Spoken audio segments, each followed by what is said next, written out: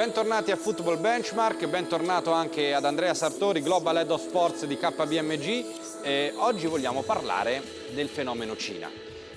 Intanto vi ricordo che se volete vedere le partite del campionato cinese lo potete fare su Fox e vedrete dei giocatori che magari avrebbero potuto giocare in Italia, ma è un fenomeno in espansione anche a livello economico. Chissà, e ce lo dirà magari Andrea, se può far paura o meno, oppure se invece è una grande risorsa per i campionati europei, anche per un discorso di trading, e che tipo di impatto può avere il mercato, cioè il calcio cinese in Cina e fuori dalla Cina. I numeri che avete letto in grafica sono numeri assolutamente impressionanti e che danno la dimostrazione di quanto potente possa essere un paese del genere se si mette in movimento ed entra all'interno del calcio. E proprio per questo, Andrea, oggi tu ci hai portato un po' il manifesto di quello che la Cina vorrebbe fare con il calcio. Il presidente della Repubblica Popolare Cinese è appassionatissimo di calcio e ha voluto introdurre il calcio appunto come elemento trainante non solo a livello sociale ma anche a livello economico, attraverso alcuni step, alcune direttive. Mi verrebbero alla mente i piani quinquennali che abbiamo studiato a scuola, però più o meno forse la traccia potrebbe essere quella, no? E c'è un manifesto, potremmo definirlo così, del calcio in Cina. Un manifesto che parte da dove fondamentalmente?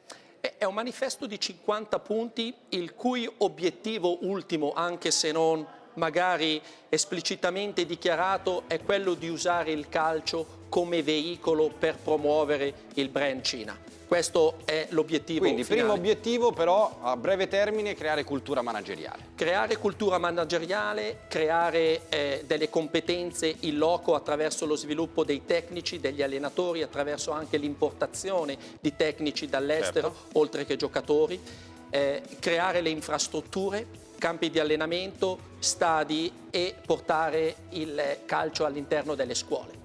Ecco, e questo credo che sia l'obiettivo a medio termine, no? Lo possiamo vedere anche in grafica, ovvero la possibilità appunto di creare una cultura sportiva calcistica e quindi fare in modo che sia il cinese che abbia nel proprio DNA il calcio. Il terzo e ultimo obiettivo, che credo che sia il grande sogno, non più troppo segreto, da parte della Repubblica Popolare Cinese, è quello di ospitare una fase finale dei mondiali entro il 2030. Esattamente, questo è uno degli obiettivi e come del resto è un obiettivo cercare di rendere la Lega cinese la miglior lega, quantomeno in Asia.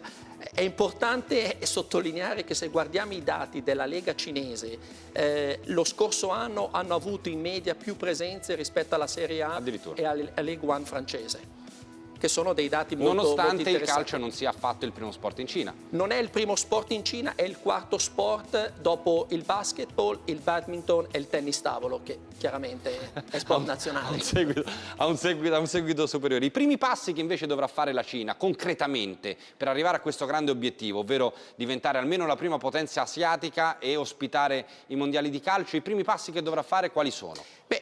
Non abbiamo detto un dato fondamentale del manifesto, che è quello della creazione di oltre 50.000 scuole calcio. Se non erro, in Italia abbiamo circa 17.000 squadre dilettanti, tanto per dare un'idea, un parametro di paragone. Qui si vogliono creare 50.000 scuole calcio, moltissimi club stanno investendo in Cina. Il Barcellona ha appena aperto una scuola ad Hainan, in Cina, con Mission Hill, il più grande golf resort al mondo, dove sta facendo un investimento diretto con allenatori propri, 7 campi da calcio, un investimento veramente importante. La cosa che mi incuriosisce di più in realtà è questo incentivo che il governo dà nel investire nel territorio per quanto riguarda infrastrutture e non solo lo stadio, ma credo anche tutto il resto, sportivi. Quindi per le scuole calcio, centri sportivi, addirittura la promozione, come dicevamo, nelle scuole, per far innamorare il popolo cinese del calcio e quindi trasmettere quella fidelizzazione che sembra un concetto di marketing, ma in realtà nel calcio esprime soltanto il concetto del tifo, no? Assolutamente sì. Il tifo porta la spesa fondamentalmente, potremmo... Certo, e in Cina al momento i cosiddetti simpatizzanti del calcio sono circa 400 milioni, che è un numero enorme. Ti do un altro dato, un paragone. In Italia più o meno i tesserati sono circa il 2% della popolazione italiana. Pensiamo se in Cina... Il 2% giocasse a calcio. Ma facciamo anche l'1% nei prossimi 15 anni, si tratta di 12-15 milioni, dipende poi dalle stime della dimensione della popolazione. Questa è attualmente invece la fotografia della Cina, naturalmente a livello sportivo calcistico, con delle grandi discrepanze.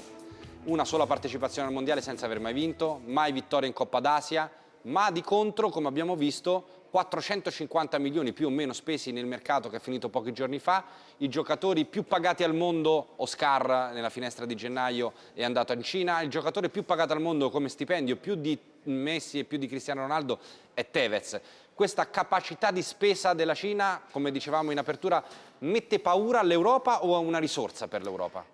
Ecco, è un'ottima domanda. Il punto è prima di tutto vedere se questa spesa è sostenibile, se è giustificabile. È anche importante dire che il governo cinese è intervenuto a gennaio, ha limitato il numero di stranieri, ha ridotto il numero di stranieri a 4 se non sbaglio, di cui uno debba essere asiatico, devono giocare 2 giocatori under 23, tutti i portieri devono essere cinesi e col numero di giocatori che hanno o avranno probabilmente vedremo presto un nuovo Buffon cinese. Altra cosa importante, vogliono introdurre un salary cap. Il salario di Tevez è $800.000 alla settimana. Il doppio di Messi e Cristiano Ronaldo. Sì, loro sono intorno ai 400-450 mila dollari alla settimana. Che tutto sommato è un bel prendere lo stesso. Sì. L'altra strategia, potremmo definirla così, che sta utilizzando in questo momento la Cina per avere know-how che poi rimportare nel proprio paese è l'acquisizione di club all'estero, non solo club, perché poi ci sono delle sponsorizzazioni o delle partnership molto efficaci, come per esempio nella seconda liga portoghese, o sponsorizzazioni di grandissimi eventi a livello calcistico.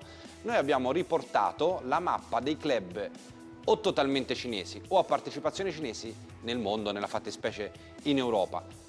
Sembra che stiano quasi colonizzando il vecchio continente. Certo, e ci sono dei club, ad esempio l'Atletico Madrid, che è cresciuto tantissimo negli ultimi 4-5 anni, sia a livello di successi sul campo ma anche a livello finanziario, e direi che in questo Dalla che ha contribuito acquisendo il 20%, è sicuramente una delle ragioni del successo. Teniamo presente che lo stesso gruppo è anche diventato sponsor della FIFA fino al 2030 e forse questo è anche un allineamento all'ambizione di voler ospitare i campionati del mondo. Hanno comprato il 100% di Infront, che anche questo è una cosa molto importante. C'è stato l'investimento nel Manchester City, dove il 13% è stato acquisito, anzi il City Group, quindi tutte le squadre che appartengono, la controllante, le 3 squadre di Birmingham, Aston Villa, West Bromwich e Birmingham City appartengono tutte quindi a Chinatown e a Birmingham.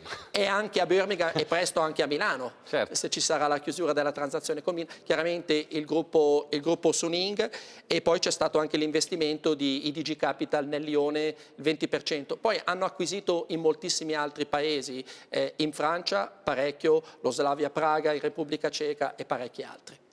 Quindi l'obiettivo di ospitare i mondiali del 2026 o del 2030 è un obiettivo ambizioso ma concreto? Io penso che loro siano determinati al 100% e hanno una potenza economica e una capacità di sviluppo delle infrastrutture necessarie per ospitare i campionati del mondo che nessuno al mondo ha. Grazie allora ad Andrea Sartori per questa panoramica sulla Cina. Naturalmente l'appuntamento è la prossima settimana per Football Benchmark.